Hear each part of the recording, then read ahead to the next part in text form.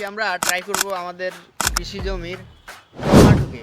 আমরা যখন বিক্রি করব মানুষকে তো বলতে হবে টমেটোর কোয়ালিটি কেমন, মানুষকে জানানোর জন্য, এর ব্যাখ্যা দেওয়ার জন্য আমরা এখন আমাদের একটি টমেটো আমরা হারভেস্ট করে আমরা খেয়ে দেখব, তারপর আমরা কাজ শুরু করব।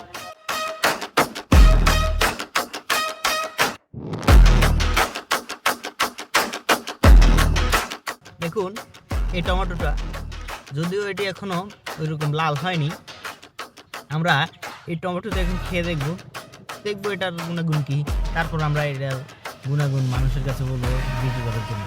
আচ্ছা, এই টমেটোটি আমাদের জমি থেকে নিয়েছি, একটু ছোট হলেও একদম বিষমুক্ত সতেজ টমেটো, যা মাত্র আমরা গাছ থেকে পেরে এখন হাতে নিয়েছি।